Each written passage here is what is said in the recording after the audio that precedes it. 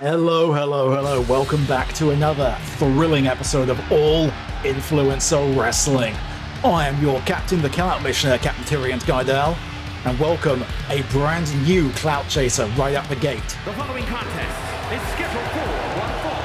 Making her way to the ring from Chicago, Illinois, the Wolf.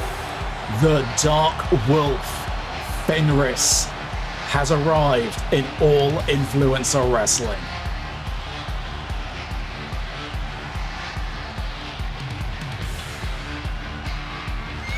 According to the initial interview we had with Fenris, decided to take up wrestling after getting, and I quote, sick of everyone's shit.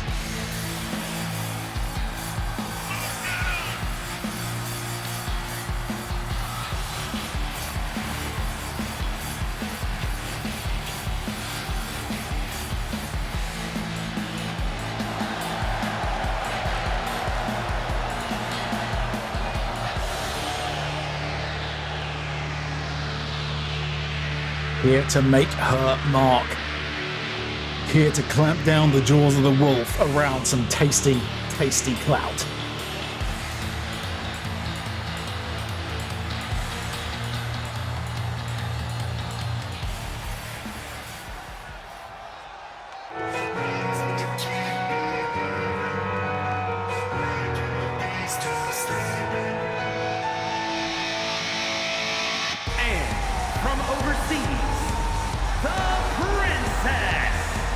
And making her way down to the ring, Fenris's opponent debuting last week didn't have the greatest luck in her opening match, did Kyri, and she shifted her initial momentum here in AI dub. Or is she going to find defeat at the jaws of the Dark Wolf?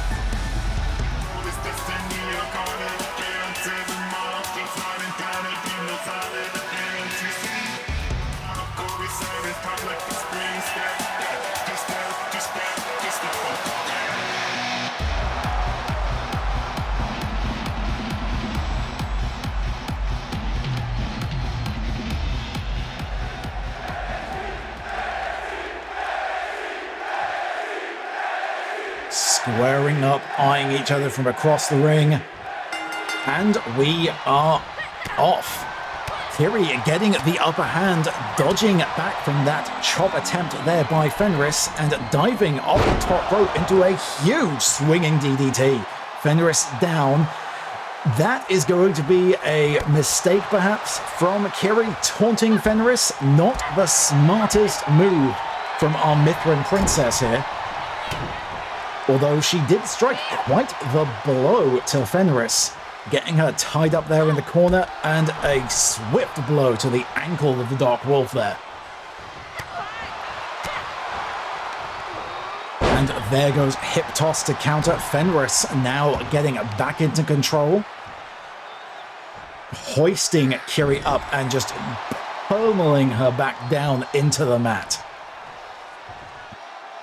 And a repeat, and it's short, it's brutal, it's effective.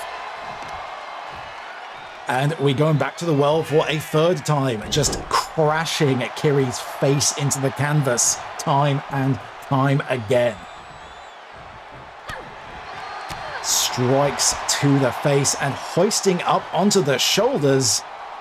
And slam, spine meet canvas. And look at that swing.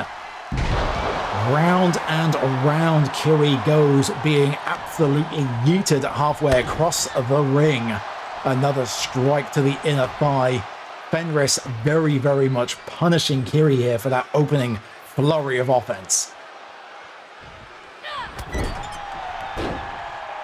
A solid way to set the tone for the night. This level of competitiveness, is what we're going to need to see. Look at the way she just carries and drops over the leg. The sheer power of Fenris on display. Hoying Kyri around, cracking down over that knee time and time again.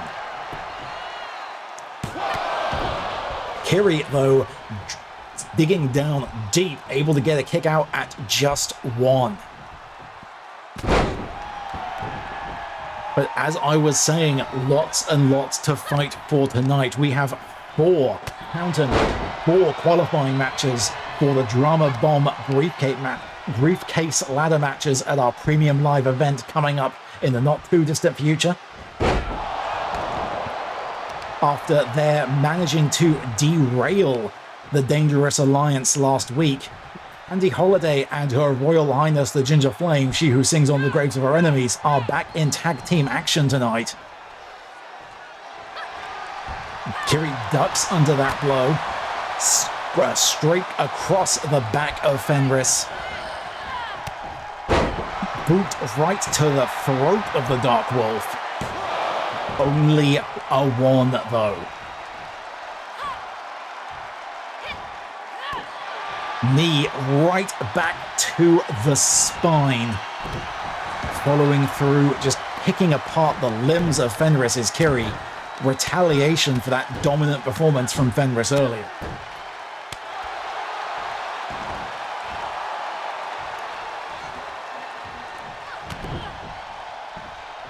What does Kyri have in mind here? Up, and what a pile driver right onto the neck of Fenris.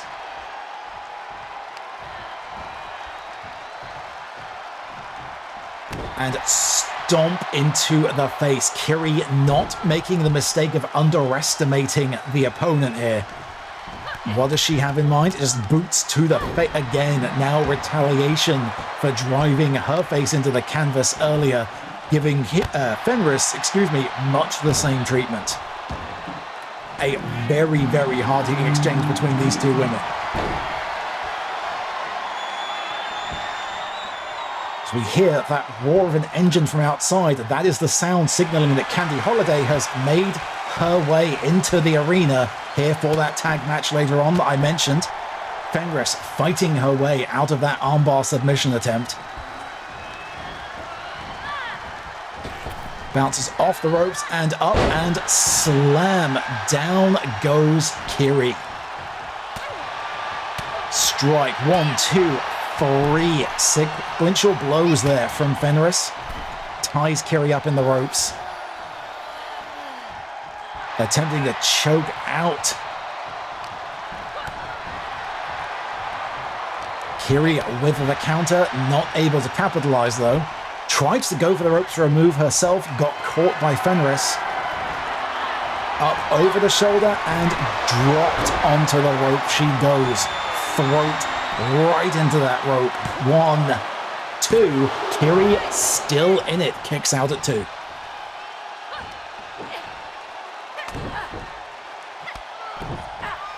Driving that back elbow into the chest of the Mithra. What does Fenris have in mind here? Up and slam.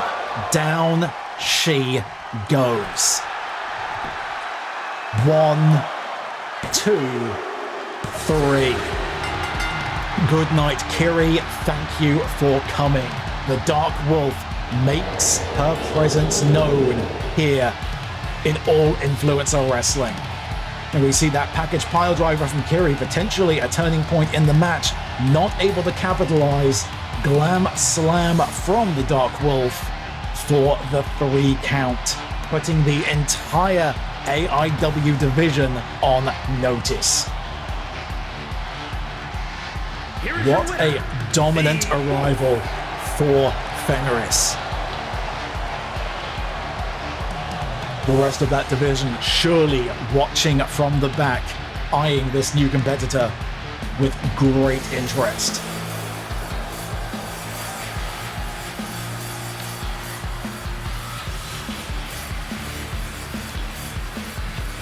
But we have plenty more action to get to here tonight on All Influence Wrestling. As I said, we have four qualifying matches for the Drama Bomb ladder match, the first of which will be up next after these short messages. We'll be right back. Hi, I'm Captain Tyriant Gaidel, most dashingly handsome pirate in all of Limsa and the clout missioner of all influencer wrestling. As a swashbuckling pirate, I know a thing or two about hats. And sometimes, even I feel the hats I own are just too big. So when I feel the need for minuscule millinery, there's only one place that comes to mind. tinyhatlabs.com. Tiny Hat Labs have always sought to push the boundaries of what's possible in client engagement millinery feedback solutions. Their guiding question remains the same today as it was when they were founded. What if small hat, but tiny?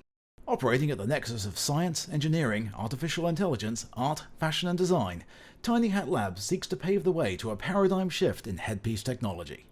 While others ask, how much? tinyhatlabs.com asks, how little? I'm Captain Tyriant Gaidel, and tinyhatlabs.com is my favourite place for hats on the internet.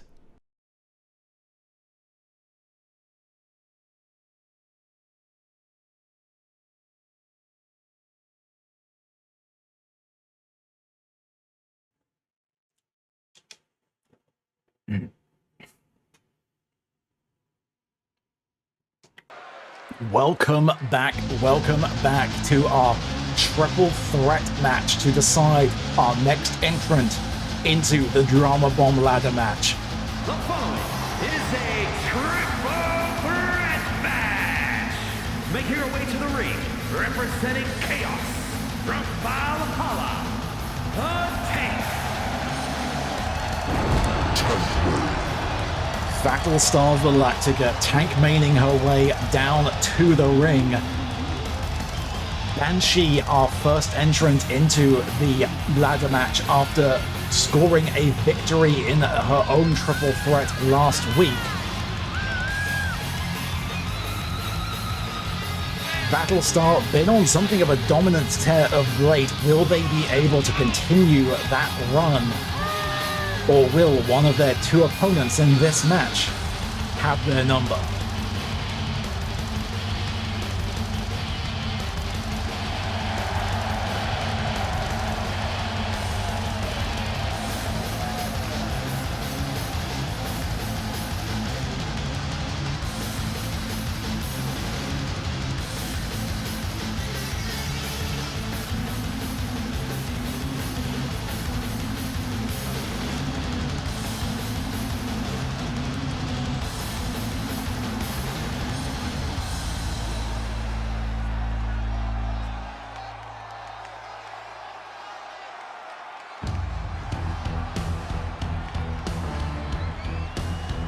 And her opponents, first from out of this world, the Zombie. Introducing the new and improved Lucette Forrester.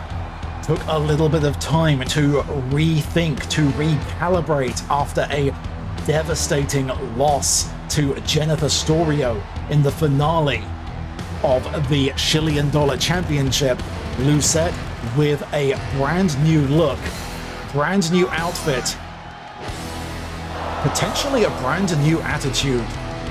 Lucette very much out to prove herself in this match, needing to get those wins back, needing to get some momentum going for her. How will this new look, new attitude treat the Zombie in this triple threat encounter?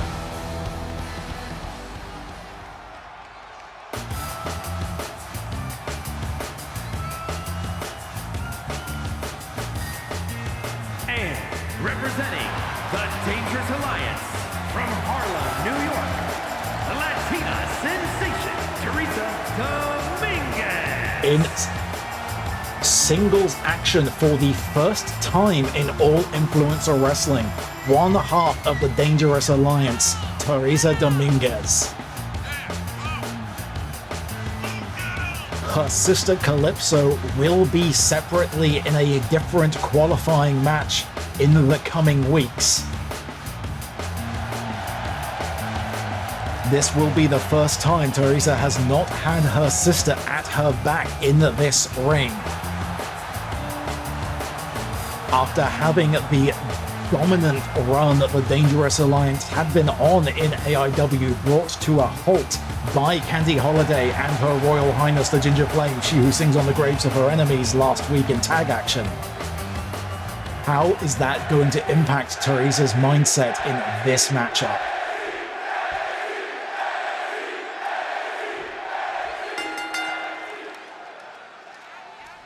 And we see Lucette and Val locking up to kick things off. Teresa waiting for her opportunity, dodges the big boot from Val, and up and down goes Vattlestar. Lucette taking that moment to capitalize, that opportunistic ring awareness we've seen from Lucette so many times in the past. Val demonstrating some of her own though, takes the opportunity, up and down goes Forrester. Teresa taking the moment to strike the very much a waiting game for between each of these three competitors, waiting for the other two to lock up and then diving in to take the opportunity.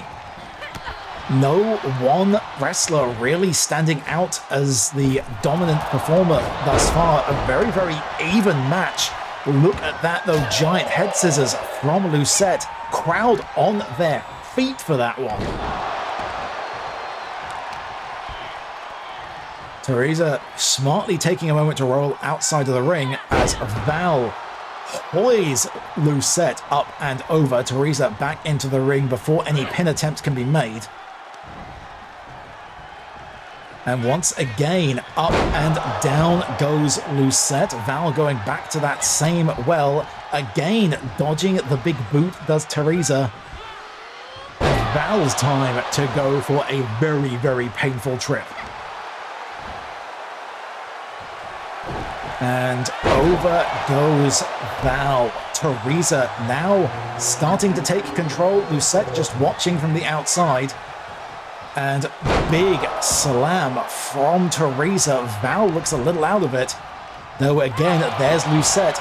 Big elbow strike. Tries to go for the pin.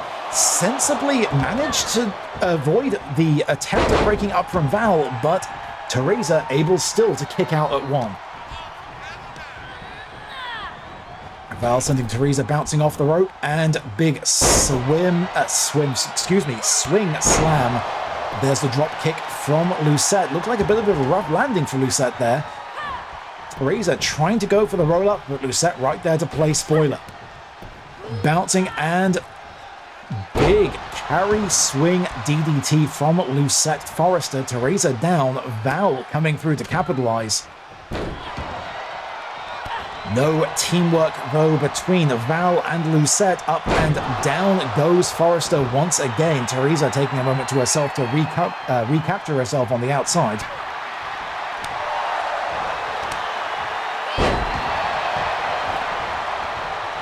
Taking a bit too long, able there to get in and break up the pinfall.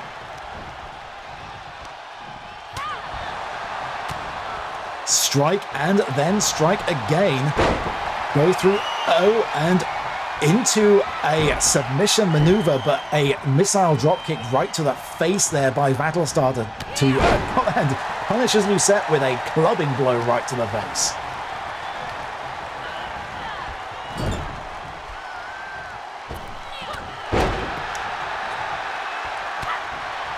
Gut punch by Lucette. Bounces Val off and landed that gut kick and spinning roundhouse kick from Forrester.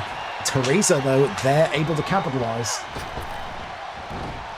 Val now taking a moment to recover on the outside. Big overhead slam from Teresa. Val back up on the outside.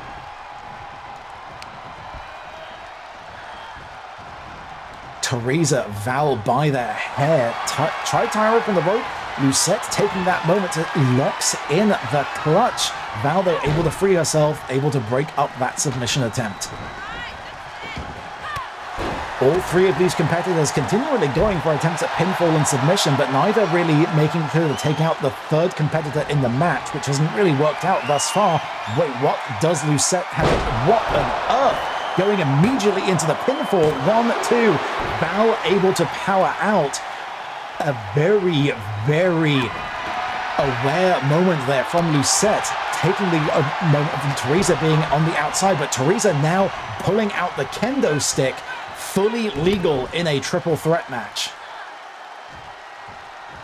Val punishing Lucette, retaliating, bending her over that knee, able to wrench the kendo stick away from Teresa. What's Val got in mind here? Up and over. There goes Teresa Dominguez. Countered by Lucette, who now has Val on the defensive, but a blow from Teresa to the back of Lucette gets the momentum shift. Val just lugging Lucette, boinking her off the turnbuckle there. And big roll through from Teresa, whilst Lucette takes a moment to recover. Potentially a great opportunity here for Teresa if she can capitalize, or she can just decide to taunt Vattlestar instead, which Val is having absolutely none of. Catches Teresa on the rebound, big scoop slam, but there is Lucette once again to come and play spoiler.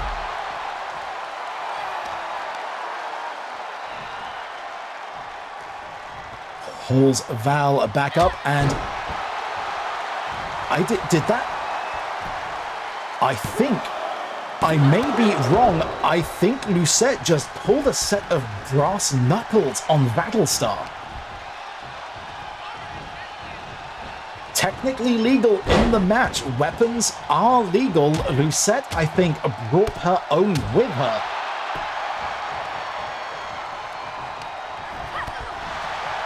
No messing around from this new and improved Lucette Forrester.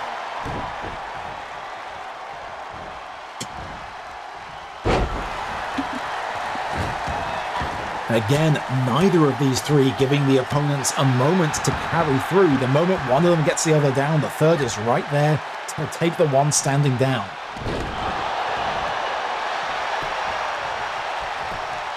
Although Val now staggered to the outside, a moment to potentially capitalize there by Lucette, but Teresa able to kick out at 2.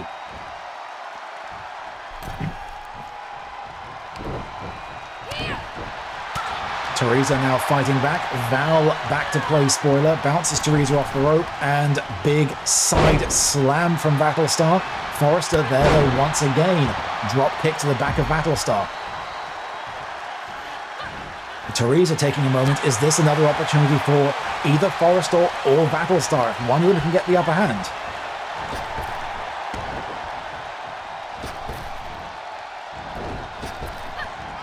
And looks like the upper hand goes to Vattlestar, but Teresa back on her feet on the outside. The moment may have been lost, and indeed Teresa back in the ring.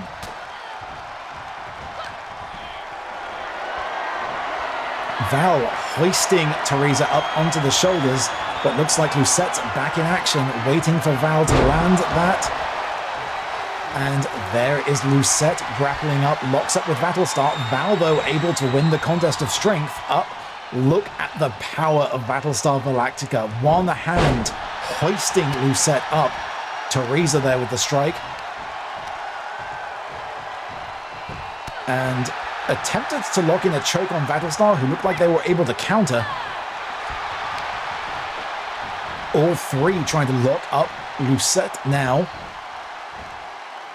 Drag it down, sends Teresa to the mat, following through with just clubbing blows. Vattlestar, I think, just stunned to complete stasis, it seems.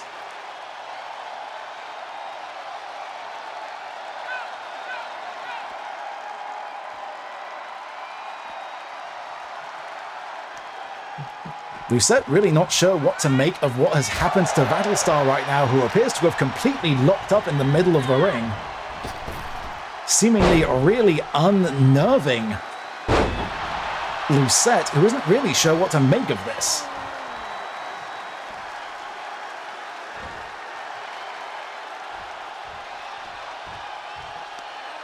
For right now, effectively, we appear to be down to a one-on-one match between Teresa and Lucette.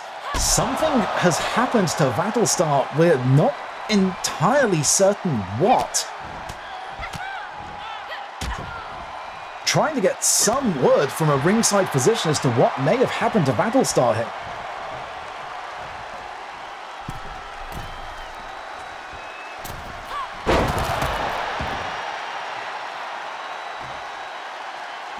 Lucette not able to capitalize. Impressive move there towards Teresa Dominguez. But Lucette stunning herself off of that dive, I believe. Can she capitalize?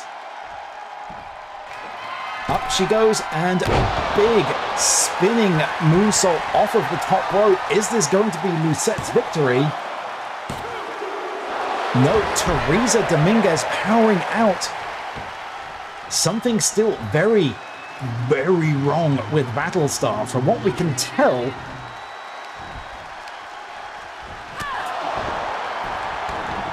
I'm hearing from the majors backstage, vital signs on Vattlestar seemingly okay.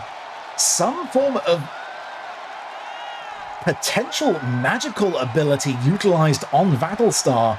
Something has caused her to be completely stunned. Lucette finally, though, gets her gumption back, snaps Vattlestar out of it, has a clutch locked in the middle of the ring. Teresa, I think, finally realized what's going on. Val, is she back in there? Is the spell been broken? Drops Teresa, absolutely. Val is back. Val is back in action, but not in enough time. Lucette drops Teresa Dominguez for the win. What happened, though, to Vattlestar? Evidence of some sort of interference in this match. Whether it was... Did Lucette at some point cast some sort of ability on Vattlestar that caused her to be locked up like that? Or was there somebody else out to ensure Vattlestar does not progress in this match? We are going to dig into that.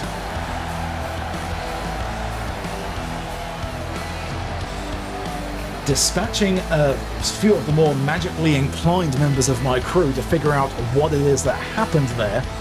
We'll be back with more information as we figure that out, but for right now, Lucette Foster advances, joining the Banshee in the Drama Bomb ladder match, which certainly appears to be apropos drama ramping up in the qualifications. For certain. We'll find out more information as to what happened to Vattlestar during that match, but right now, we will be back with the next qualifier for the Drama Bomb ladder match after these short messages. Don't go anywhere, we'll be right back.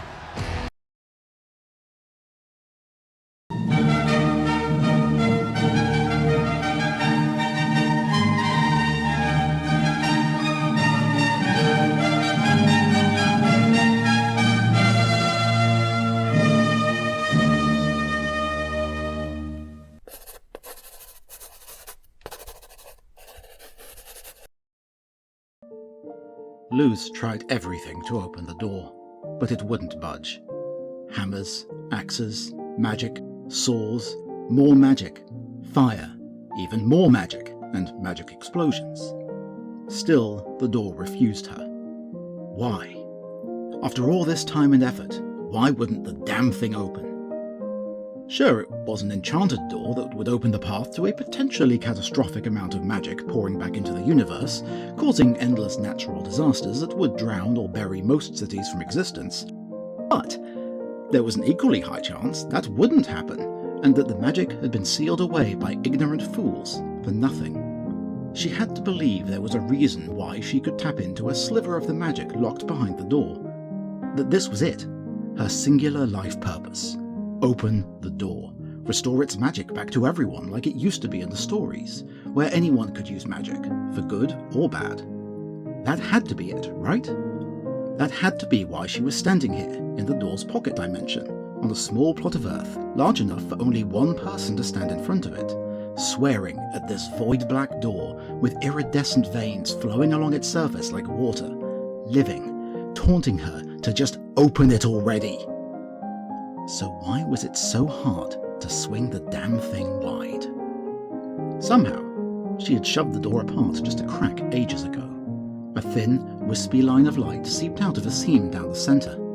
Whenever she used teleportation magic, as she had decided to call it since she didn't know the correct term and hadn't seen others use it before, probably because it was dangerous and required sliding through space and time, but who was counting? She tapped into a sliver of warmth and power to travel wherever she wished. She'd managed that slight opening unthinking as a child, then never again. What was she doing wrong now? Worse, what if she wasn't doing anything wrong? What if this door wasn't meant to open for her after all? What else could there be for her but this? After everything, after all that searching, what else could there be? This has been an extract from The Void Door by V.M. Ayala. To read the full story, please visit beneath-ceaseless-skies.com and search for issue 378. And thank you for watching Masterpiece Theatre.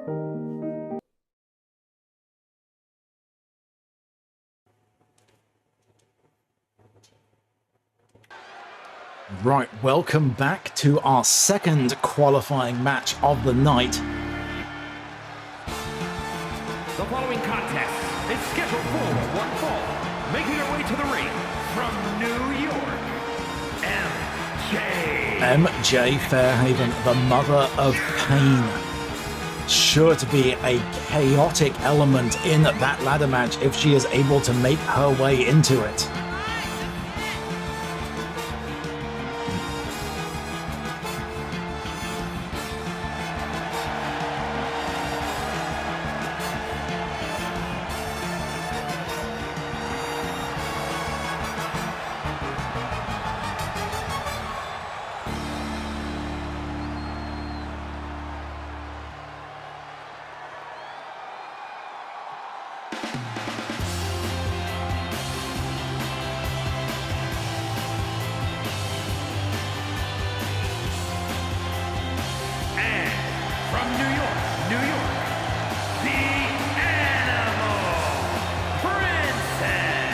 The hair is up, so you know Mary is here to fight.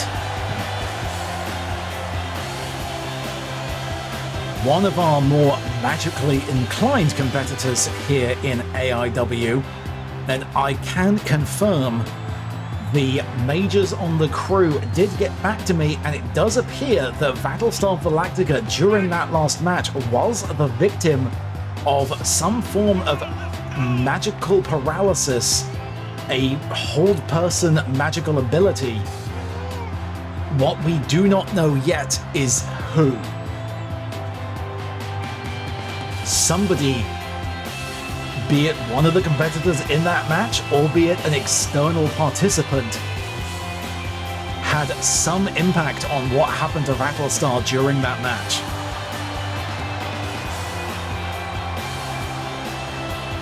Investigation will continue.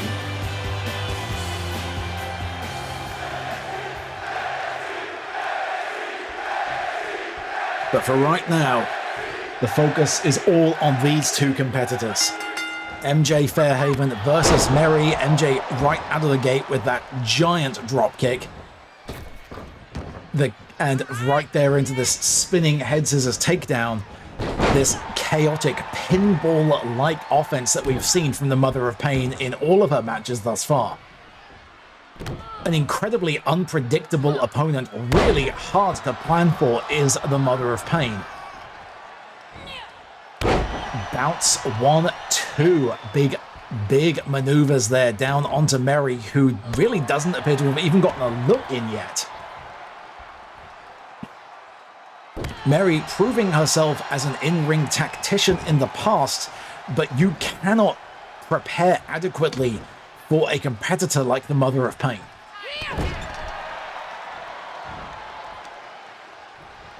Hoists Mary up into the corner, dragging her back out and down to the canvas. wrenching the leg, and down it goes, working over the lower half of Mary right now.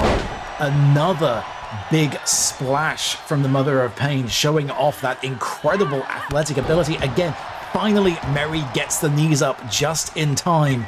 Is this going to be the shift Mary needs? Up and overhead suplex goes the Mother of Pain. Mary, very bold move this early in the match, trying to go for the pinfall. Mother of Pain only down for one. It's definitely going to take more than that to keep her down.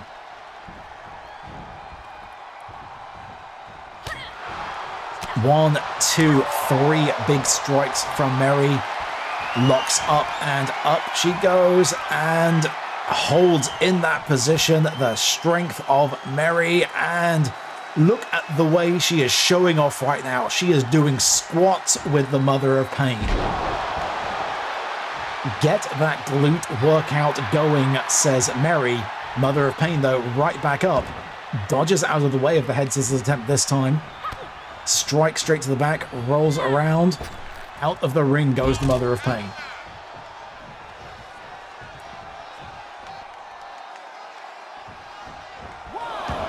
Mary rolling out, chase down, takes a kick to the face for her troubles, and another.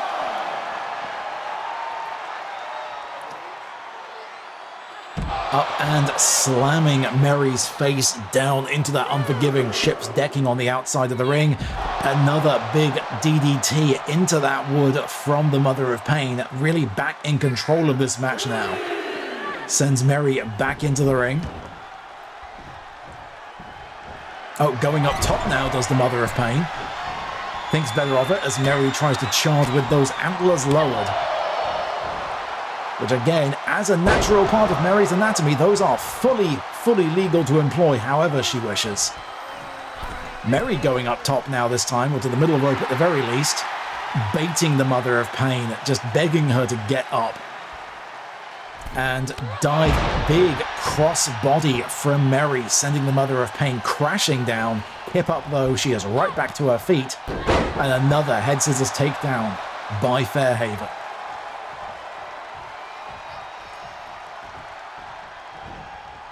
And big clothesline, sending Mary over, just vaulting over the top. There is an increasing theory going around backstage that the Mother of Pain is in fact actually made of some form of rubber. None of us are really able to refute it.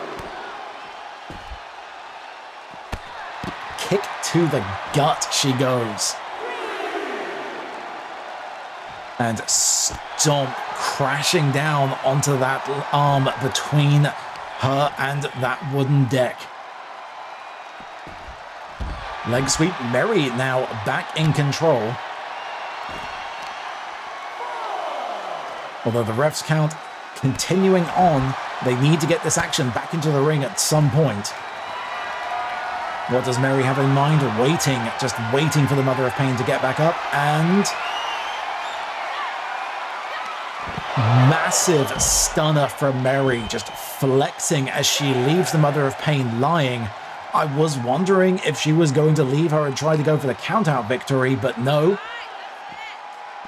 Over suplex, although maybe she still is, sending her further away from the ring. 7 count. Mary needs to get back into the ring.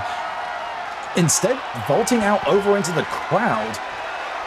Perhaps going out there looking for a weapon of some sort. Realizing how the ref's count is going. 8 count. Mother of Pain still lying out. Mary may be content to go for the count-out victory. I think she might get it. Mother of Pain barely back to her feet, still stunned. She does not make it in time. Mary with the count-out victory. That is enough. That will do it. That was the turning point of the match. Stunning at the Mother of Pain on the outside, hoying her over into the corner. And finally going for a count-out victory. Not the most glamorous of ways to end the match, but a win is a win. Mary advances as the 3rd entrant, joining Banshee and Lucette Forrester as one of the competitors for the Drama Bomb briefcase. A strategy we have not seen from Mary thus far, but with a competitor like MJ, any opportunity you can find to get that win is one that you have to take. Realizing she may not be able to keep her down for the pinfall, that's that strategy we have seen from Mary in these matches thus far. The evening, of course, continues to roll on. We will be continuing as the evening progresses, trying to figure out who was responsible for casting that ability on Vattlestar that effectively cost her slot in the ladder match. But we have more qualifiers yet to go. We'll be right back with more high-octane action here on All Influencer Wrestling after this short break. We'll be right back.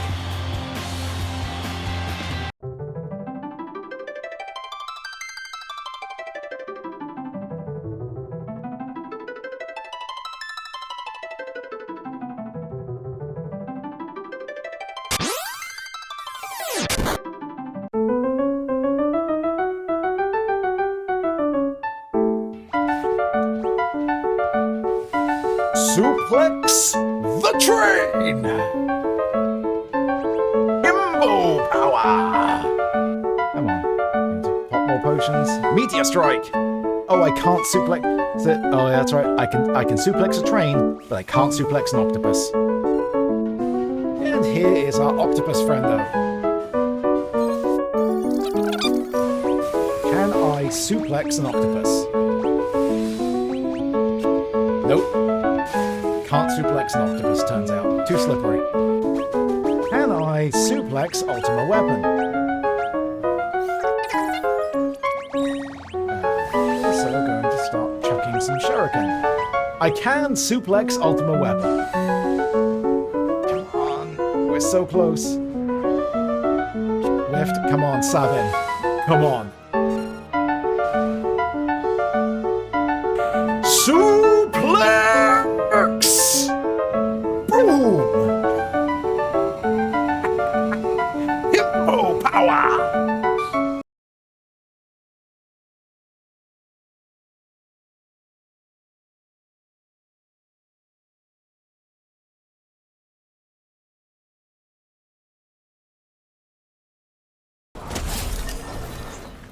Okay, I just murdered Vegeta with a truck. What the hell is this game? And she came down the stairs, breast in boobily. I wasn't ready. Woo, that was good. Nope. I looked at the map, went, where's the boss? Oh, it's that way, and immediately went in the wrong direction. If that is not a perfect example of my sense of direction, I don't know what is. You're the new farmer. I see. No offense, but you look like you've never held a tool in your life. Excuse me, Jim. I am well adept at holding my tool. Thank you very much. The full guardian, not me. The God Emperor made me do it! The God Emperor made me do it. Yes. Oh, can I get away with yelling that in real life, please?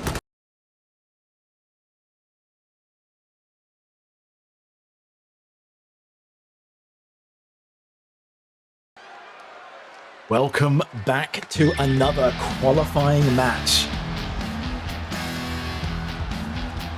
The following is scheduled for one fall, making his way to the ring from overseas, weighing in at 215 pounds.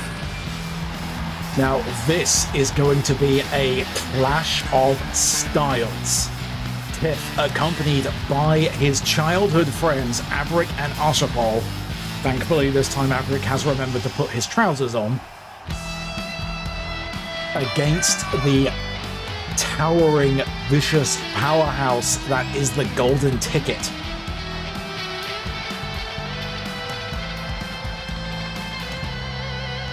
Both eager to join Chris Cinneas in that Drama Bomb ladder match, on which note we have further development in regards to the continued descent into revenge-fueled violence that Chris Cinneas has been going on. He has accepted a challenge from Steve Sparks for later in the night Spark seemingly finding himself a new ally via some form of manipulation or misinformation. We aren't entirely certain. But later on tonight, Chris Cinneas will be facing against Gabriel Van Hessle with Steve Sparks in his corner. Weighing in at 275 pounds, GT. And here he comes, the golden ticket. You can only imagine what somebody with the confidence, the arrogance of Golden Ticket would be like if they had the ability, the power that is granted by wielding the Drama Bomb briefcase. As a reminder, two ladder matches, 2 Drama Bombs, 1 for each side of the roster. Whoever holds that bomb, they'll be able to cash it in at any point for a title match of the title of their choosing, regardless of what the situation is. Could be after the current champion has just been through a grueling match. The match would start immediately. It is an incredibly powerful ability to have, and the golden ticket would surely be insufferable about it.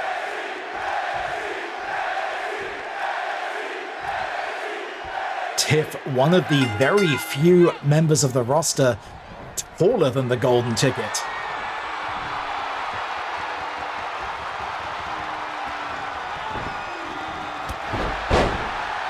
A towering individual is Tiff, standing at a full 7 feet tall. Using those long limbs to his advantage. Very, very rare we see somebody make Golden Ticket look small.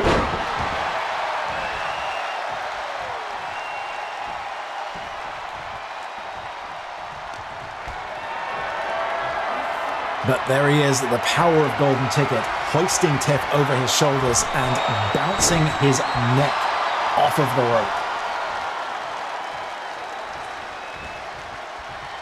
Dodges that grapple attempt by Tiff. Sends Golden Ticket flying out of the ring to the joy of Averick and Ursapol watching from the outside. Over goes Tiff. Right into the strikes of the waiting Golden Ticket, who just grabbed Tiff by the neck and slams him down.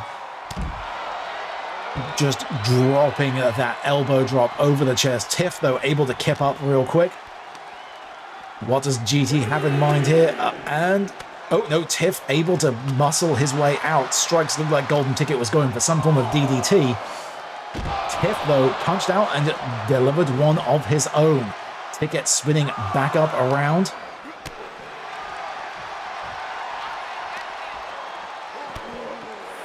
And another driving Golden Ticket into that wooden ship's decking.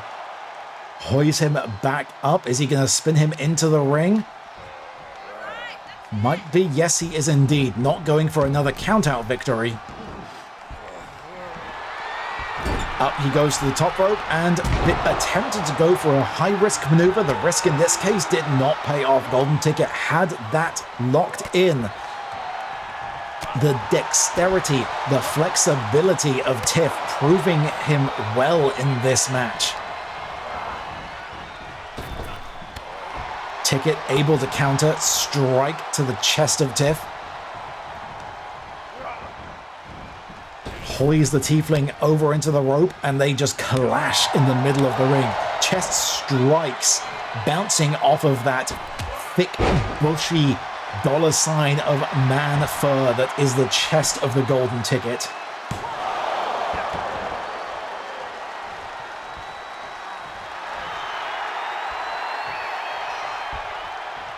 Disrespect shown by Tiff towards the Golden Ticket. I doubt anyone else is going to really complain about that. Ticket now, though, up he goes, holds him up, and just walking around, waiting, demonstrating. One hand, down goes Tiff.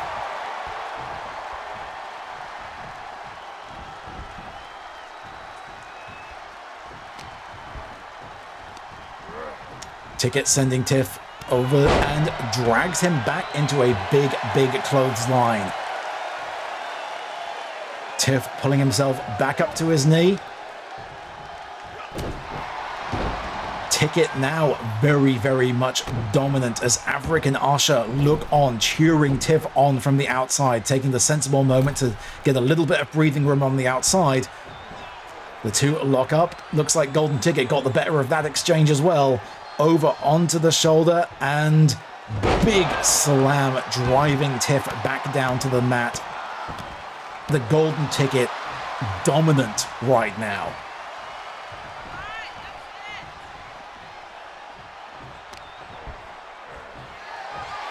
Up he goes. Oh, and tried to show off. Tiff rolls through into a roll-up. Is that going to do it? Is he going to get this? One, no. Ticket able to kick out. Takes a moment to bask in the crowd. Gives Ticket a moment to get back up, though. And once again, up and drops the back of Tiff over that knee.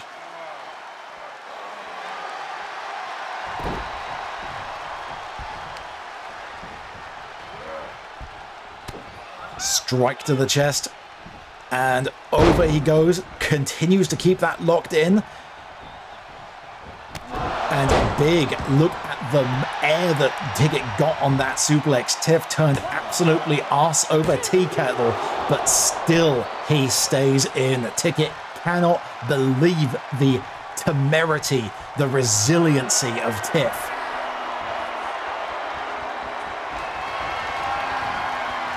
But up he goes and down the Ticket punch.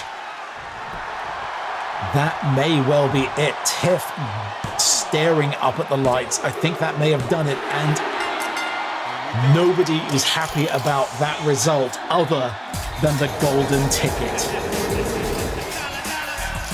The Golden Ticket has punched his ticket to the Drama Bomb ladder match, where he will join an irate Chris Cinneas. Here is your winner, GP. Averick and Asha despondent on the outside. Both of those two later on in the coming weeks with their own attempts to join the various ladder matches.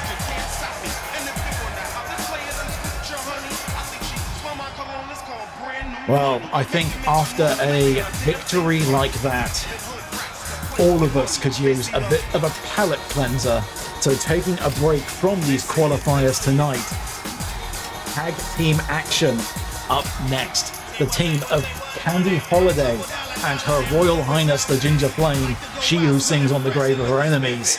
Newly formed last week, dominant in putting an end to the tear that the Dangerous Alliance had been on, will face another team who gave the Dangerous Alliance a good run for their money. Valaran and Presrie will be back in action next, taking on Candy and the Ginger Flame after these short messages. We'll be right back.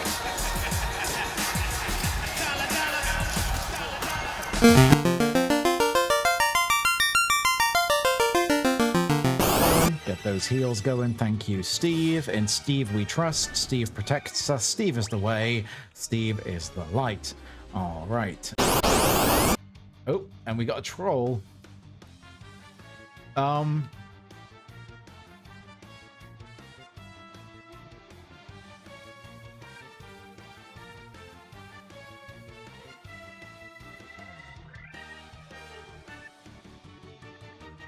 That troll's naked as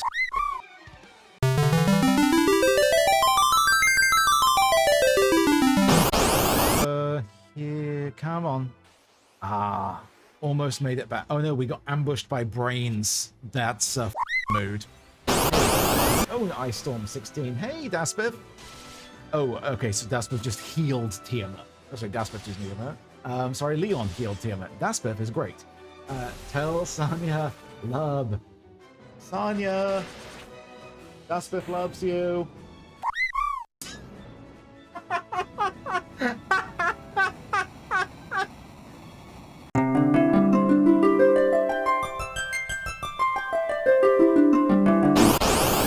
if Steve could cure Ty before he takes another hit. Okay, well, technically that was what I said would be great. It's not exactly the path I intended to get there, but I suppose technically that's what I asked for. It would appear that he is, in fact, down here choking the serpent. My chair was stolen while I was gone. And now this one is here. Very upset about the fact that I removed him from said chair.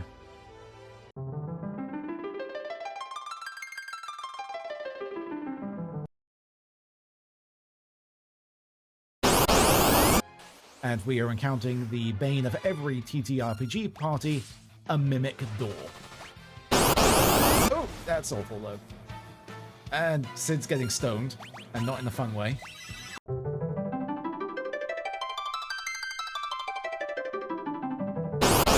Trees in the forest are alive. They can understand human speech and can read minds. The trees are alive, and they say F you. Slept like a top.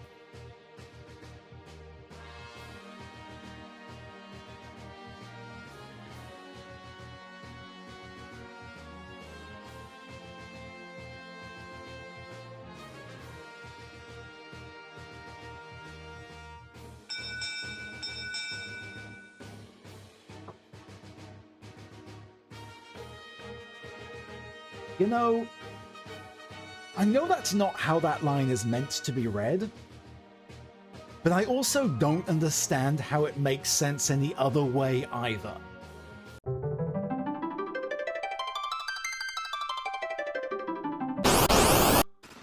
Oh, balls, it's a monster in a box. Okay. Oh,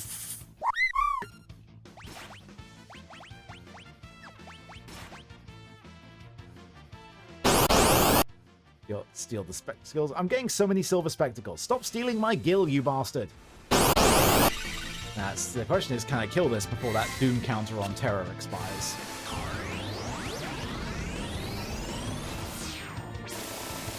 The answer appears to be no.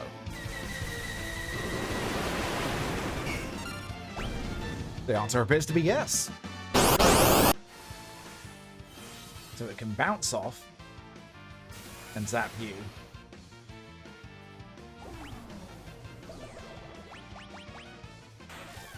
Oh, and you just did banish again. Oh, cool. The entire party got banished. Well, that didn't get off to a great start. All right. Is this a switch? Yep. There we go. Oh, wait, look at that.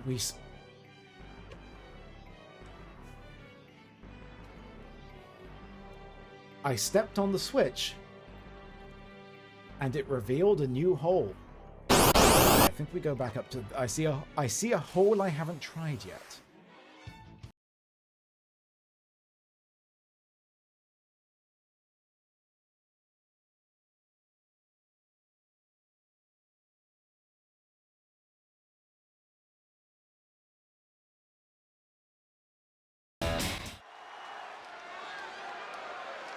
Like team action here in all influencer wrestling.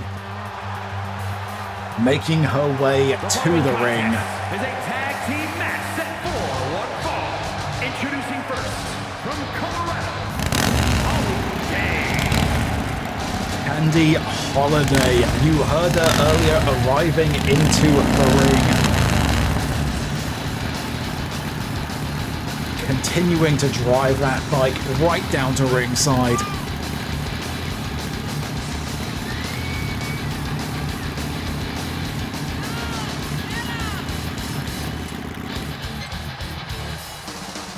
These two turned out to be a remarkably coherent team last week, knocking off the Dangerous Alliance. As did Valaran and Presrie, two teams who seem to be gelling remarkably well with each other. How will they do meeting in the ring today?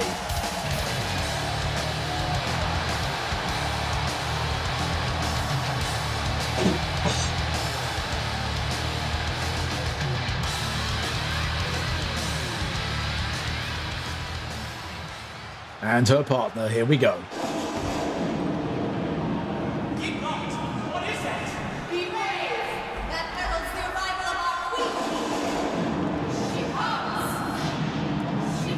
And her partner from New York.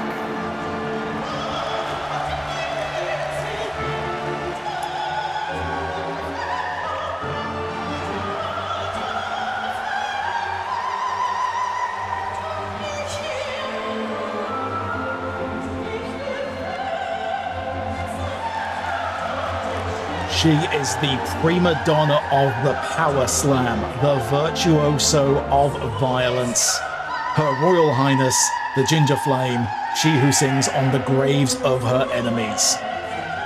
Will she be singing on the graves of Valaran and Presrie tonight?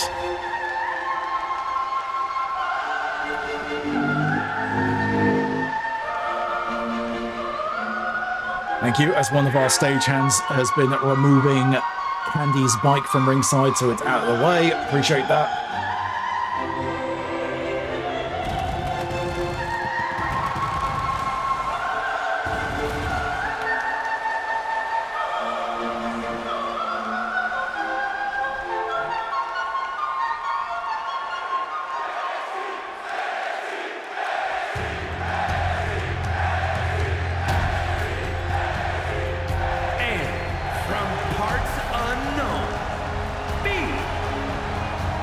Valaran Amasacia.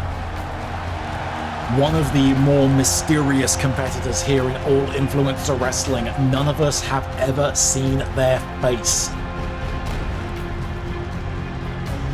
The ability to strike quickly and out of nowhere. Valaran has demonstrated a remarkable ability for ending matches seemingly out of nowhere with quick, powerful sneak attacks.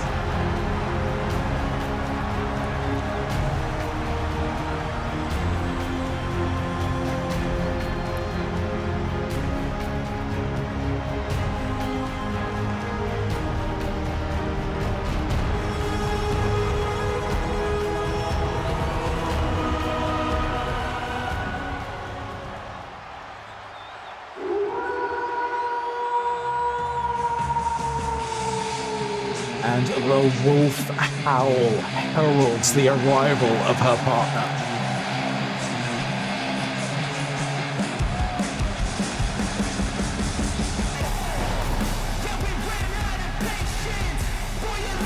And from parts unknown, the Hunters.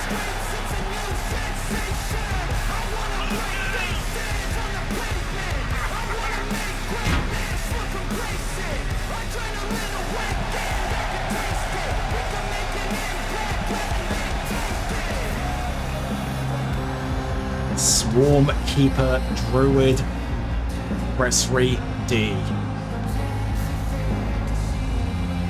One of the more magically inclined members of the roster, and therefore currently potentially under some degree of suspicion. We still have yet to figure out who it was who cast that spell on Vattlestar Valactica during their match earlier. Presrie and Val have yet to interact in the ring at all, so not necessarily the most obvious choice, but anyone with any kind of spellcasting ability is currently a suspect.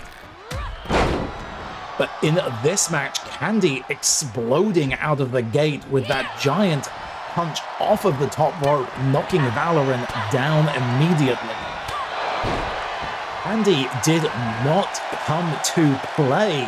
Absolutely stitching up Valaran right now. Valaran, though, with that quick counter reversal, strikes of their own. Working over the arm of Candy Holiday.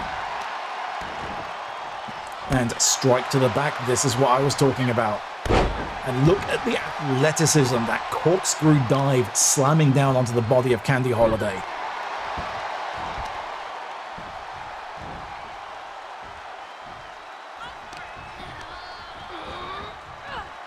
And pulling her back into a giant drop kick, tags in Presrie. good teamwork between these two. The strikes of Valaran beating down, wearing down Candy's defenses, and now Presrie in the ring able to potentially capitalize, but not if Candy is going to do a move like that.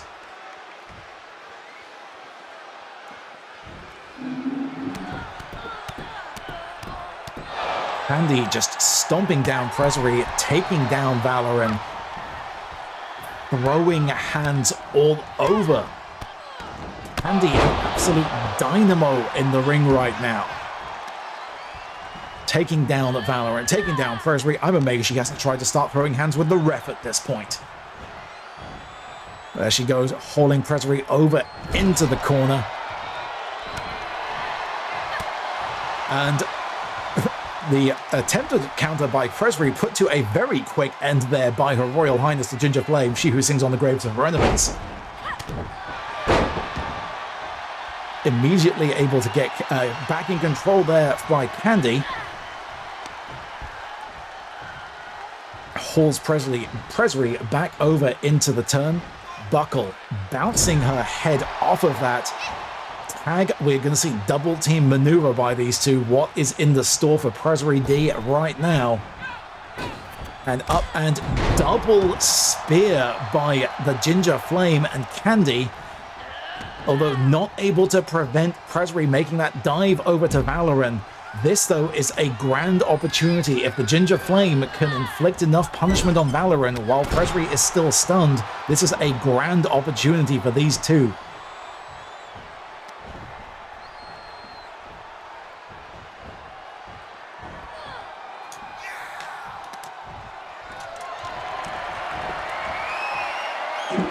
Out of the ring goes. What does Valaran have in mind here? Bounce and sneak attack through the ropes. Valaran in control right now.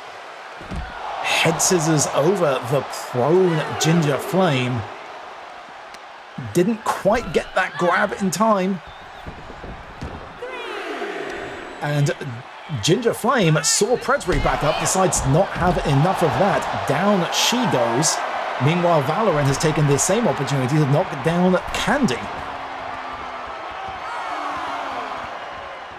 Seemingly the Ginger Flame, unsure which of her foes to decide to target first, finally back into the ring. Tries to go for an uppercut. Valaran had it blocked.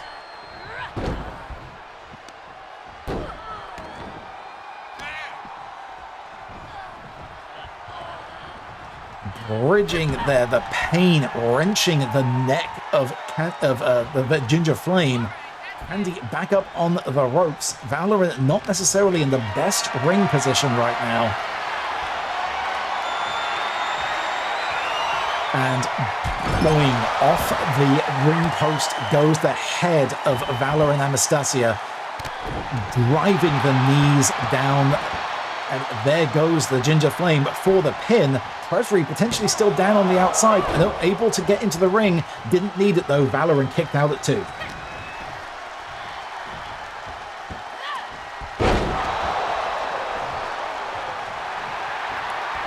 Basking the adoration of the crowd.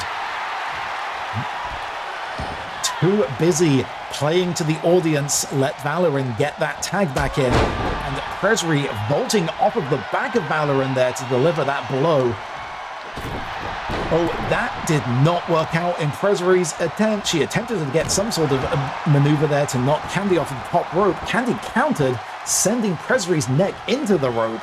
And there we have another tag. Candy Holiday now the one legal. Quick strikes. Needle-like precision from Candy Holiday, and look at that. Down she goes, but Valaran still in there. She is able to get in and break up the pinfall.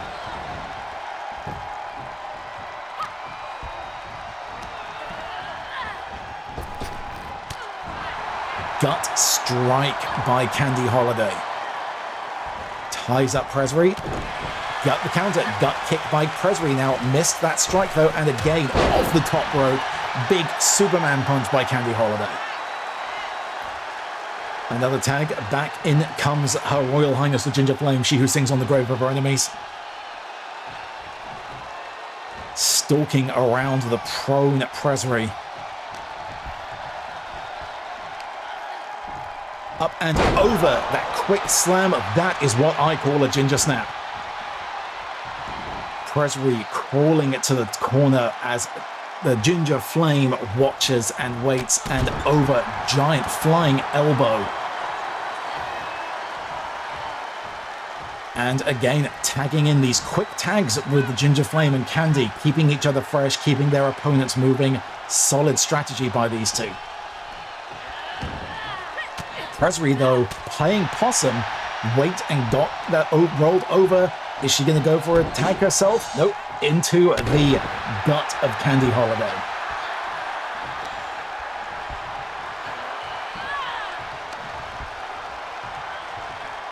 Now it seems like she is going for that into the corner with Candy, and now tag is made. Double team action by Valaran and Presrie, and launches Valaran like a missile over at the prone Candy Holiday.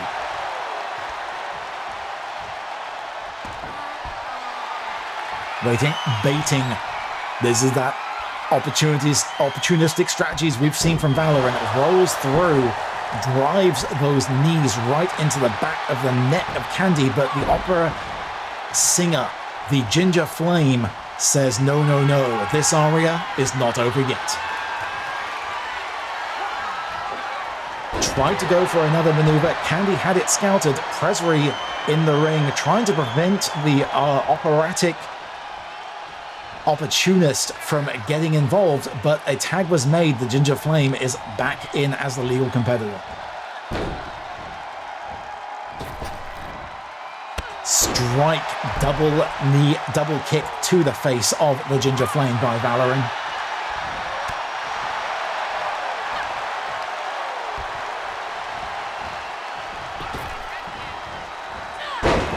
Countered by the Ginger Flame. Strike 1, 2, and 3, and 4. Crowd coming alive. Spear through from the Ginger Flame. Goes for the pinfall. Able to kick out at 2. Presrie still stunned, unable to get in there, but Valaran able to dig down, find that second wind, able to kick out. And over and slam down now. Is Presrie able to counter? I think she's back. Yet indeed. A waste, unfortunately, of the biggest opportunity that the Ginger Flame has had in this match thus far. Head scissors locked in. Presrie once again able to come in and play spoiler.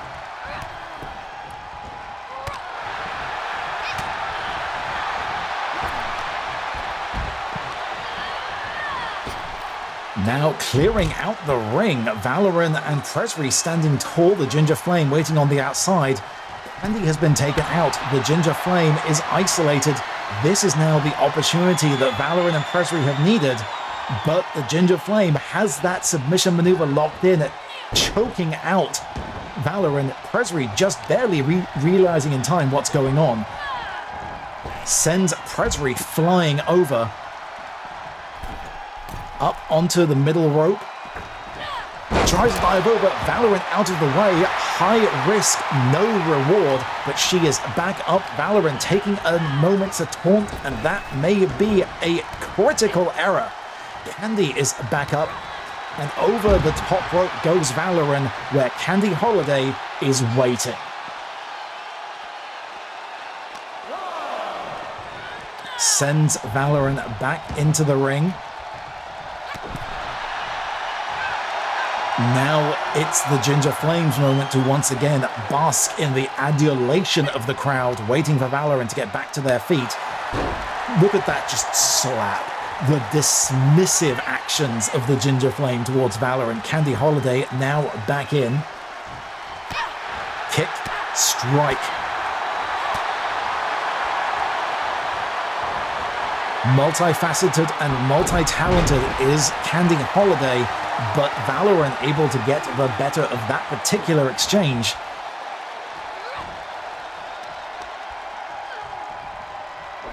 Wrenching Candy's arm, trying to break the ability to utilize those powerful, quick, precise strikes.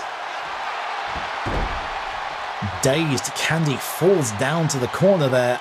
Out she gets dragged, not going for the pinfall, which is smart because the Ginger Flame is right there watching on. Tags in Presrie. Solid strategy we've seen by these two. Let Valaran get in there with those quick, devastating strikes and then have Presrie follow through with the technical aspects, put the opponent away.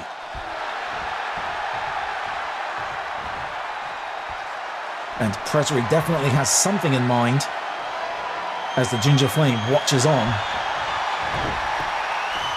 And got that armbar locked in, but the Ginger Flame is right there. Did a lot of damage, but not enough.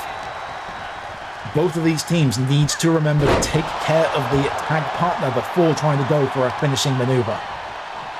The Ginger Flame over there, furious at being upstaged, desperate to be tagged back in and take the center stage. But Presrie got that ring cut in half right now. Another submission maneuver. Sensible teamwork between these two. She's got that locked in. That is locked in deep in the middle of the ring. Going for the pinfall, but the positioning is off. The Opera Geek right there, able to come in and make that save.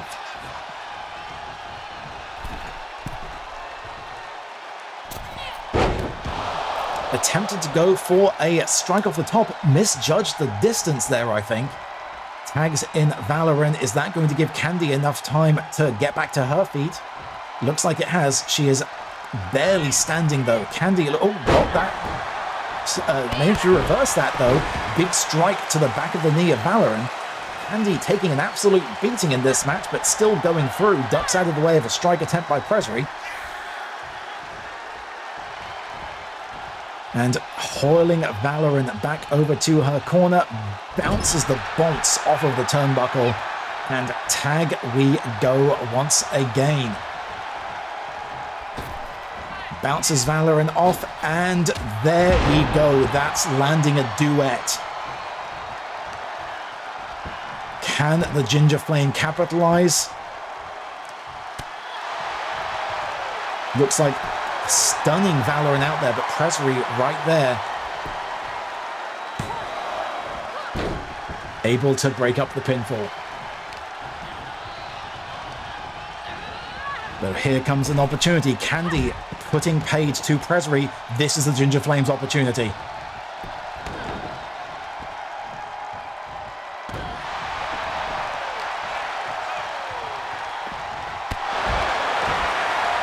And looks like she is locked it in. There we go. That is the figure 4 beat locked in. And there's the bridge.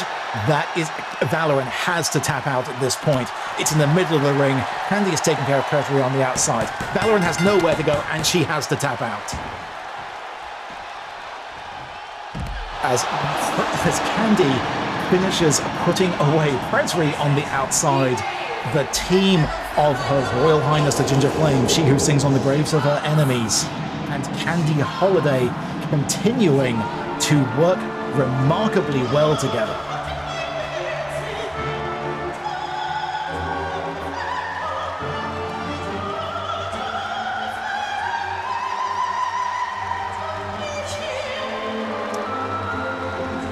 So that attempted submission there by Presrie, Candy able to power out, and there we have once again our victors.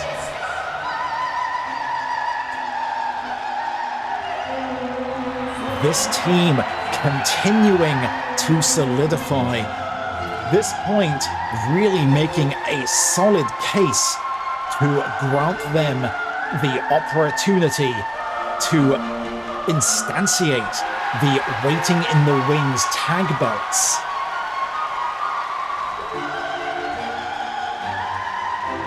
The tag division really starting to fill out.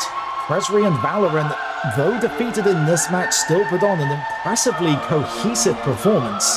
The Dangerous Alliance, of course, still here, still very active. Their focus right now on the Drama Bomb ladder match, but they are nowhere near done with the tag division. Speaking too of the Drama Bomb ladder matches, we have another qualifier for that up next. Don't go anywhere, we'll be right back after these quick messages.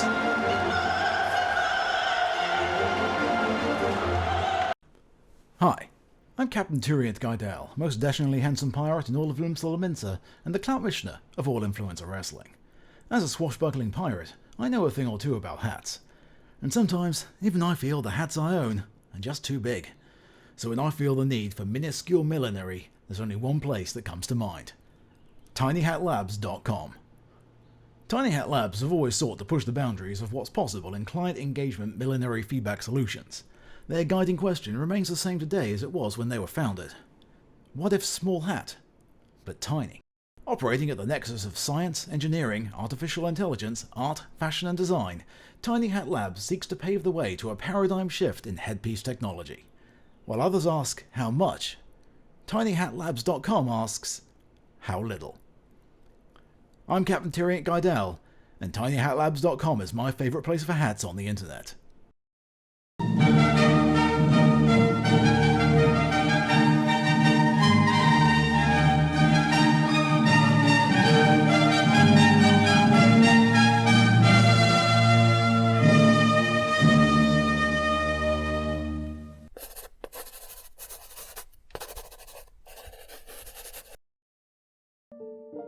Luz tried everything to open the door, but it wouldn't budge. Hammers, axes, magic, saws, more magic, fire, even more magic, and magic explosions. Still, the door refused her. Why? After all this time and effort, why wouldn't the damn thing open? Sure, it was an enchanted door that would open the path to a potentially catastrophic amount of magic pouring back into the universe, causing endless natural disasters that would drown or bury most cities from existence. But there was an equally high chance that wouldn't happen, and that the magic had been sealed away by ignorant fools for nothing. She had to believe there was a reason why she could tap into a sliver of the magic locked behind the door. That this was it, her singular life purpose. Open the door, restore its magic back to everyone like it used to be in the stories, where anyone could use magic, for good or bad. That had to be it, right? That had to be why she was standing here, in the door's pocket dimension, on a small plot of earth, large enough for only one person to stand in front of it, swearing at this void black door with iridescent veins flowing along its surface like water, living, taunting her to just open it already. So why was it so hard to swing the damn thing wide? Somehow, she had shoved the door apart just a crack ages ago.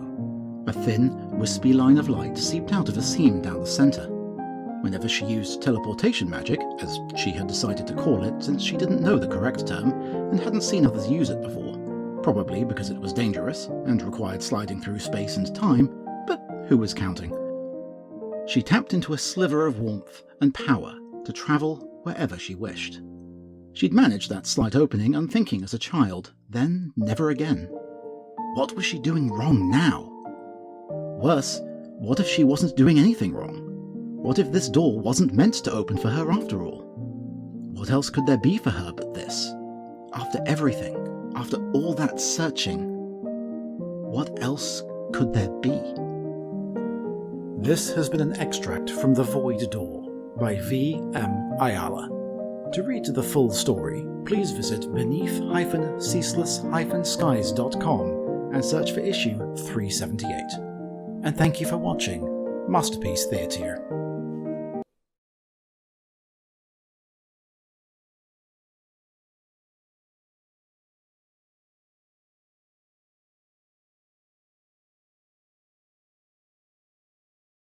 Welcome back for our final qualifying match of the night. A clash of two titanic powerhouses. Big Magic Reynolds meets Renaise Crimson.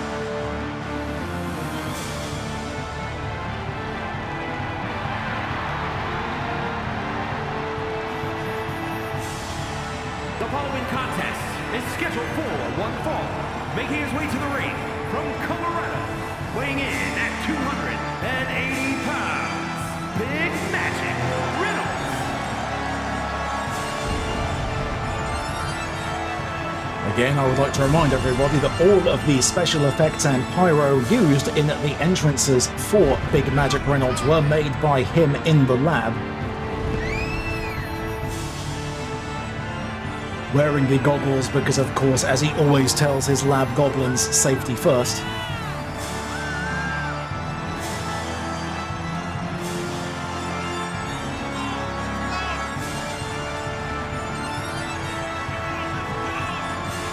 Though he is absolutely going to need to throw proper ladder safety out of the window if he qualifies for this and joins Cinneas and the golden ticket in the ladder match to claim the drama bomb.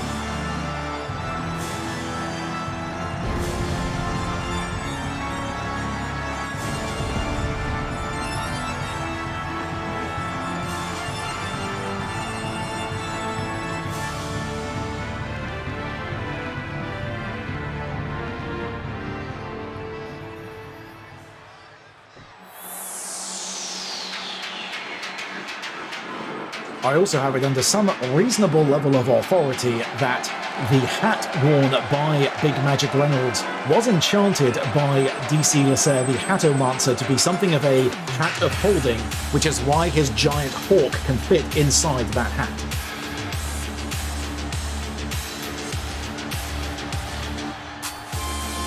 And here is his opponent. And his opponent from London, England, weighing in at 242 pounds, Reynolds Crimson. Unable to claim the Sold Clout Championship, one of the two biggest prizes here in All Influencer Wrestling. Defeated by Abel Theron, further continuing his reign at the top of the promotion. 242 pounds, Reynolds Crimson. A victory here, a shot at that Drama Bomb briefcase would be a clear path for another attempt at capturing that most prestigious of titles, the Soul Clout Championship.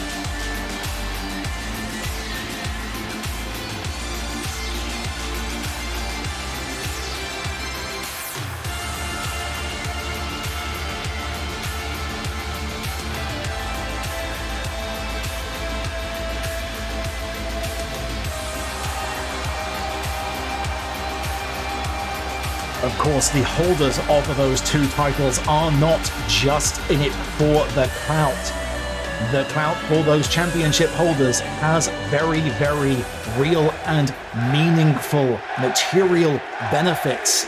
All of our current champions, Glix, Abel Theron, Jeneth Astorio, by holding those Sold Clout champions, unlike the rest of the roster, which only get a 50-50 split of their merchandise sales, all merch table sales go at a 70-30 split to the championship holders.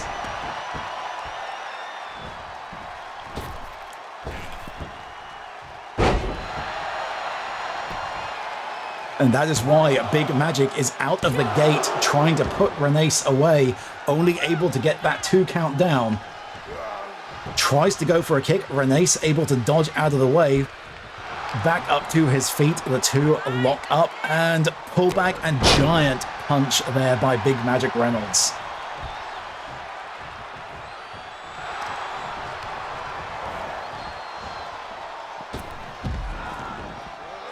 Renaise now sending Reynolds to the outside, trying to get his control going into this match, and boom, DDT down to the outside of the ring.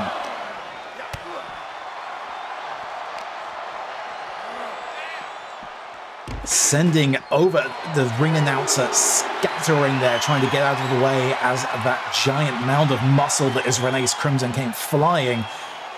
Reynolds trying this giant bear hug, choking the air out of Renaise Crimson. Needs to get him back into the ring though. A submission on the outside will not work. Double chop there. Renaise able to power out, but he was in that bear hug for a long time. Reynolds continuing through. Lock up on the outside. Renaise now bouncing Reynolds off of the ringside there, right in front of our adoring AIW universe. 7. Are we going to see a second count out? Renaise just pummeling Reynolds against the ship's side there. He doesn't seem to care about how he wins this match. Reynolds barely pulling himself off and realizing he wasn't going to get that count out. Look at that dive from Renaise Crimson. The athleticism on display.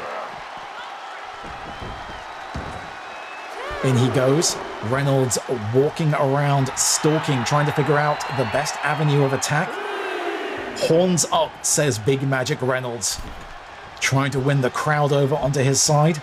In any matchup like this, getting the crowd on your side has a huge psychological advantage. As we are seeing now, Reynolds, right back in control, and a big body slam down onto the prone Renaise Crimson. Boot into the side.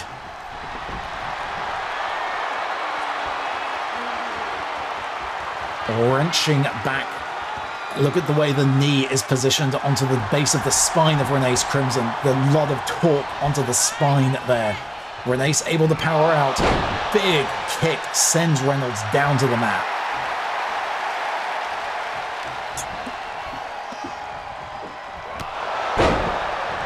And another.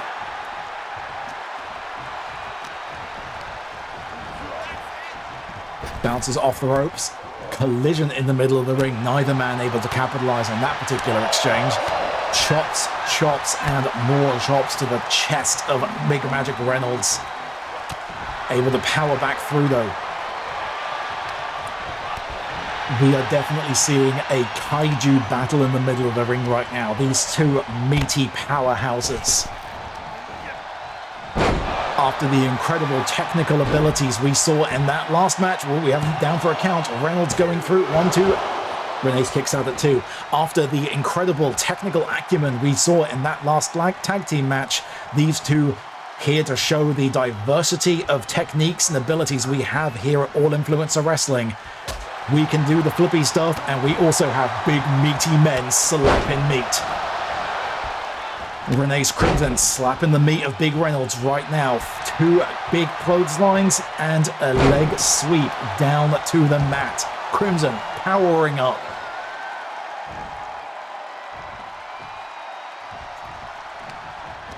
Up, hoist him onto the shoulders, and down goes Reynolds. That may well be it. 1, 2, no, Reynolds digging deep, able to kick out only a 2 for Renaise Crimson. Sensibly keeping up the pressure, not giving Reynolds a moment to recover. Up, and look at the sheer power of Renaise Crimson. Tombstone pile driver. Right onto the neck. That has to, no! Somehow Reynolds kicks out at 2. Renaise cannot believe it. I cannot believe it. As Heidelin as my witness, where is Reynolds finding this? Giant overslap, and Reynolds rolls out of the way. Renaise sending himself crashing down to the mat. Chop, chop. Reynolds now slams Renaise down to the mat. Wrenching the neck, giving himself a moment to recover. A breather moment here for Big Magic Reynolds. Working the neck. Telling Renaise, just stay down. It's not worth it, I imagine. Hoists Crimson back up and drives his face straight down into that canvas.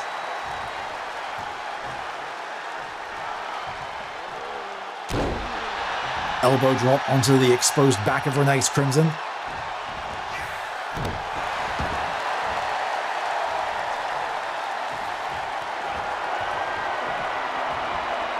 And up, and is that going to be giant slam?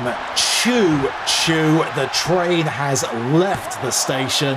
1, 2, and the train for Big Magic Reynolds is pulling into destination Drama Bomb. Big Magic Reynolds claiming his spot in that ladder match.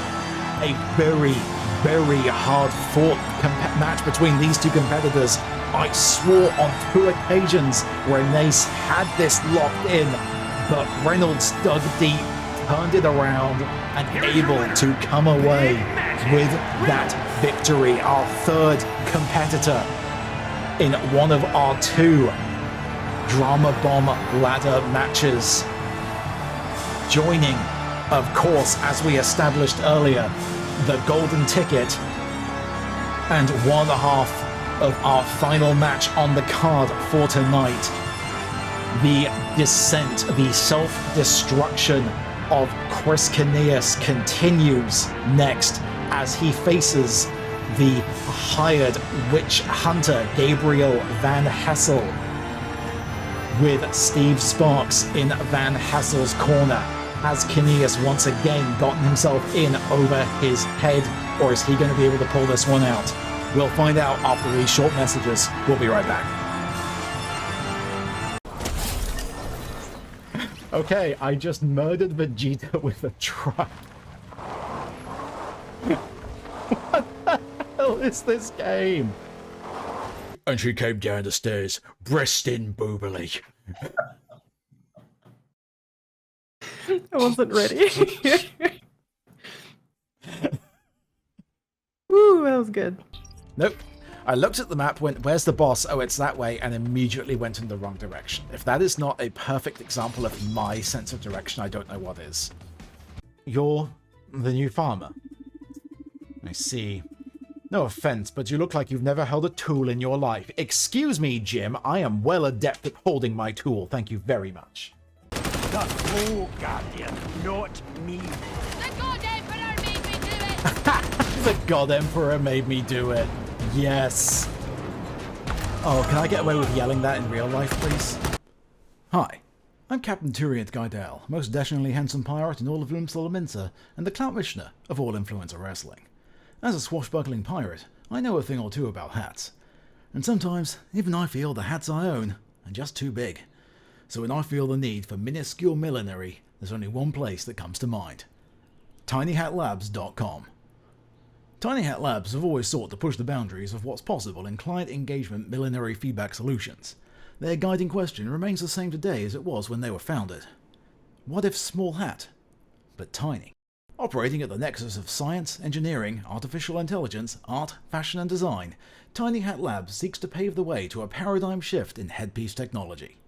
While others ask, how much? tinyhatlabs.com asks, how little? I'm Captain Turiant Guidel, and tinyhatlabs.com is my favourite place for hats on the internet.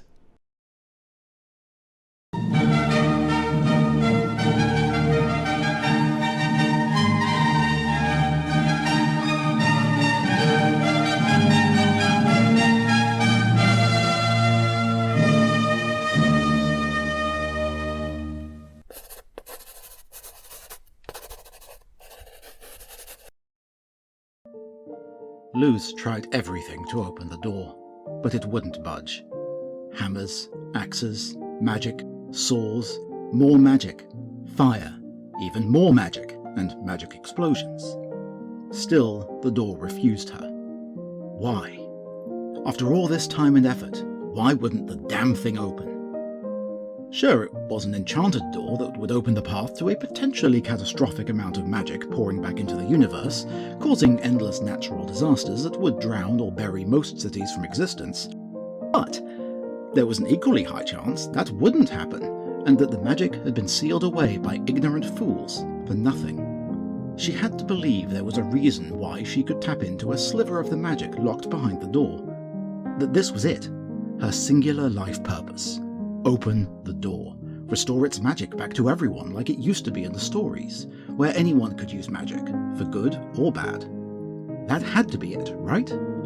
That had to be why she was standing here, in the door's pocket dimension, on a small plot of Earth, large enough for only one person to stand in front of it, swearing at this void black door with iridescent veins flowing along its surface like water, living, taunting her to just open it already.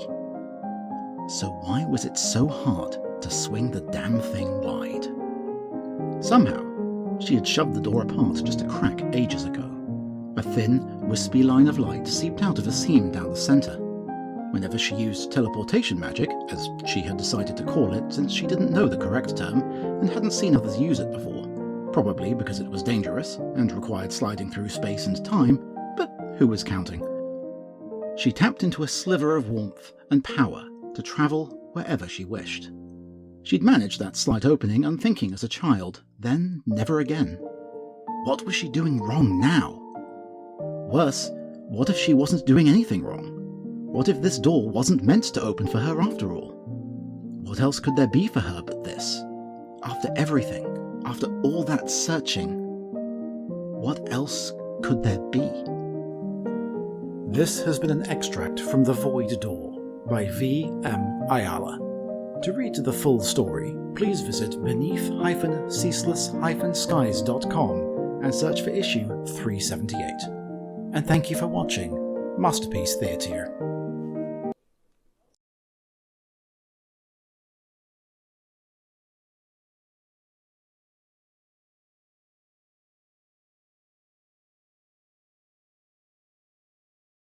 And welcome back to our final match of the evening.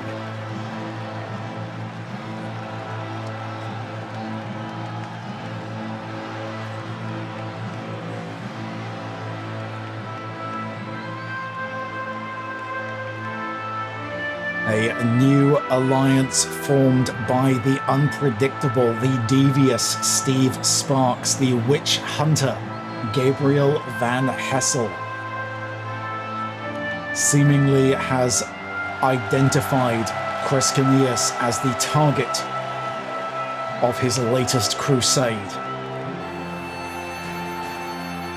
A revenge plot perhaps by Sparks against Cinneas for defeating him in their qualifying match for the Drama Bomb ladder match last week. You see Sparks there behind him, watching over his new protege.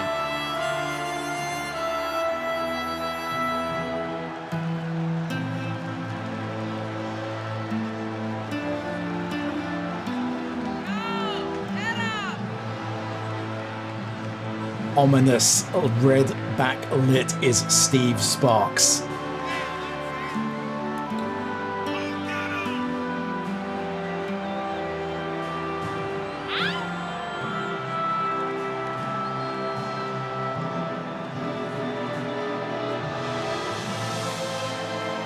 That lantern carried by Van Hessle, shining the holy light of judgment upon his opponents, according to the Witch Hunter. Another competitor, much like Valaran earlier, who we have yet to see his face, that Plague Doctor mask on at all times. Who or what is under there, we have no idea.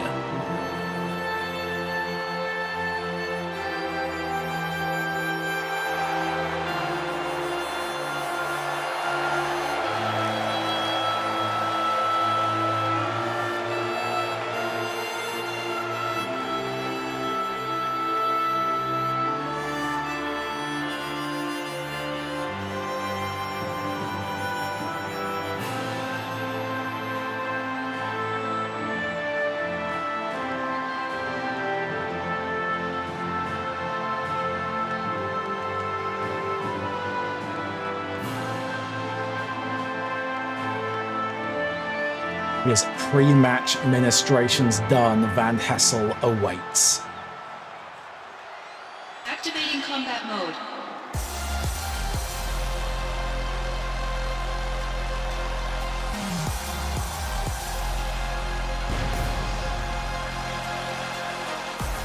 And his opponent, representing Chaos, from Norwich, England, weighing in at 225 pounds, the captain, The increasingly desperate and reckless Chris Cinneas on a crusade of his own, a crusade of revenge against Steve Sparks' golden ticket and Brock, the ones he blames for the injuries that racked up to his friend and tag partner Stephen Joyce during Clash for Charity.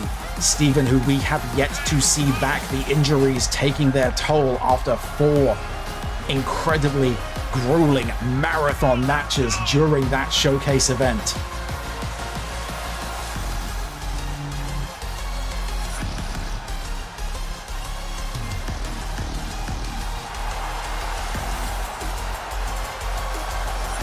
You have to wonder too, how is his other tag partner's experience earlier tonight, Vattlestar Valactica, weighing on Cinneas' mind right now, with still no information as to who it was who inflicted that spell upon Vattlestar, which cost them any shot at winning the match.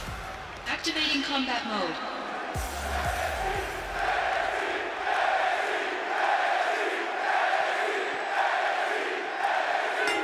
And here we go, locking up. Van Hessle strike straight to the face of Cinneas, sending him down with another big blow. Down across the arm goes Van Hessle. Sparks watching on the outside, up over the shoulders. What does Van Hessle have in mind? Bounces Chris Cinneas off of the turnbuckle. Boot in. And again. That increasingly reckless behavior of Cinneas really starting to add up. He hasn't even gotten a look in yet. Threw it all out in the attempt to knock off Steve Sparks last week, which was successful, but has resulted in some lingering injuries. He was able to be cleared for competition tonight, able to finally get back in there with that quick kick, sends Van Hessle over to the corner. Ties the leg up and quick strike straight to the ankle. The ominous, featureless mask of Van Hessle going down for some technical wrestling from Cinneas, trying to keep his opponent down. And down he goes, sends Van Hessle down to the mat, trying to wrench that arm in the middle of the ring, trying to go for that submission. Not enough though, Van Hessle able to wriggle free. Boot to the spine of the Witch Hunter. And the collision, the thud of leather of boot meeting face. What does Van Hessle have in mind here? Hauls Cinneas up and slam down. Big power slam. Cinneas able to get back to his feet. Wins that particular power exchange. Has Van Hessle on the ropes. Strike and wrenching the neck of Van Hessle down over the ropes, trying to choke the air out of the Witch Hunter. Down to the mat goes Van Hessle.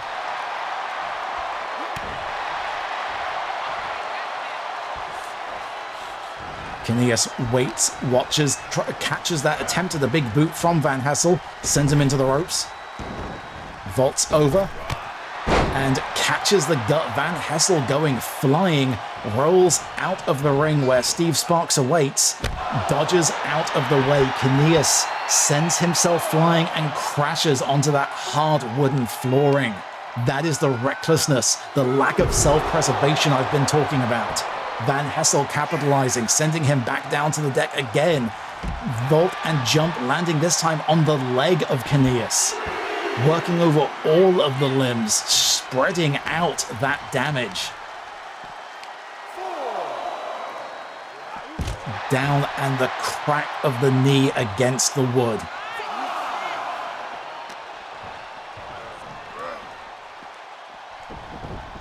pulls the pirate back into the ring.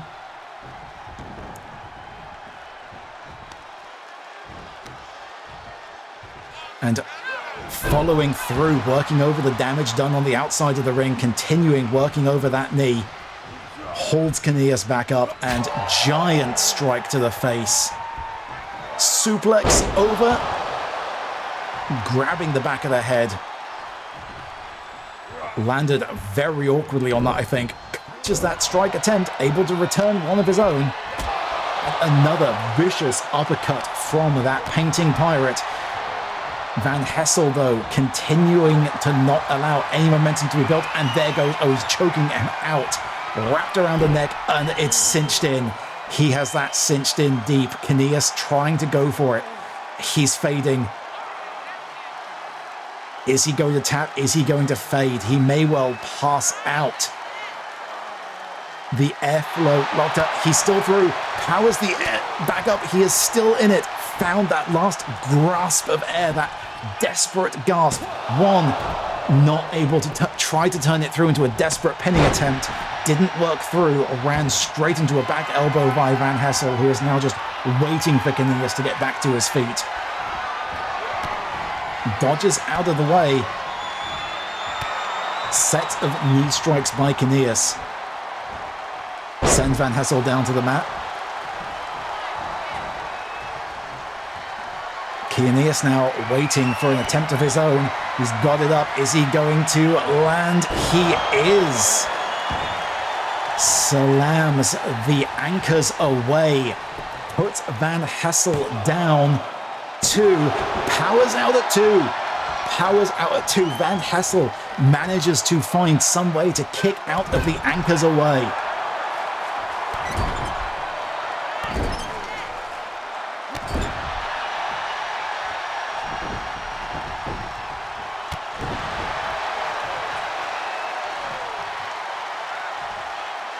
Jumps over.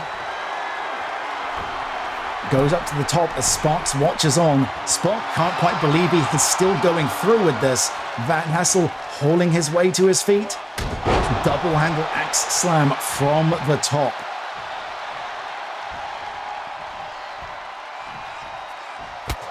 Spear. The harpoon goes through Van Hessle, damn near breaking him in half.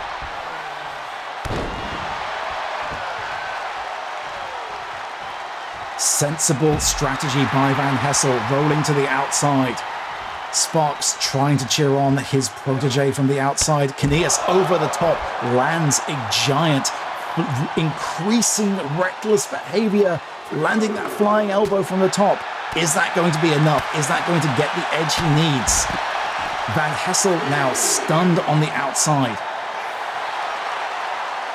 Powering up, furious. Wrenching the arm of Van Hessle. He has the Witch Hunter to rights. He could go into the ring for the count-out victory. I don't think that's where Cinneas' mind is, however. Van Hessle goes back in, breaks the count. Strikes down to the back of the head, and he's got that. Oh, he's got that locked in. Is it going to continue through? He does. He's got that submission maneuver back in. That is incredibly bad news for Cinneas. Can he fight out? He's struggling at the desperate gasps of a man trying to hold on to his breath. The arm is fading. Is he going to be able to dig deep again, or is this going to be a... He's done.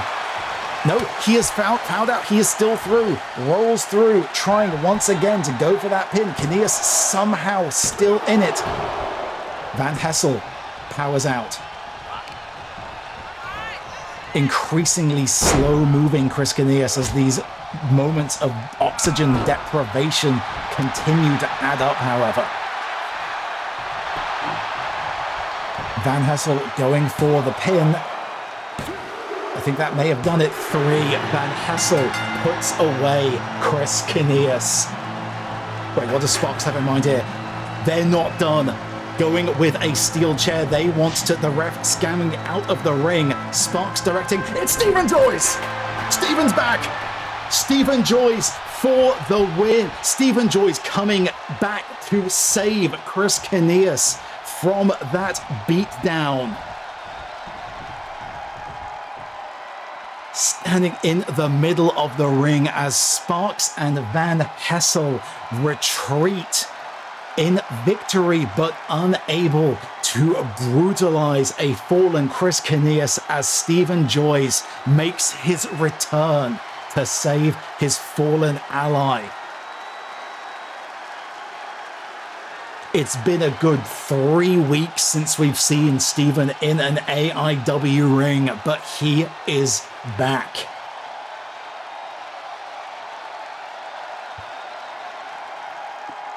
What will this mean for Sparks, for Van Hessle, for Brock, and what will this mean for the path of self-destruction that Cinneas has been on?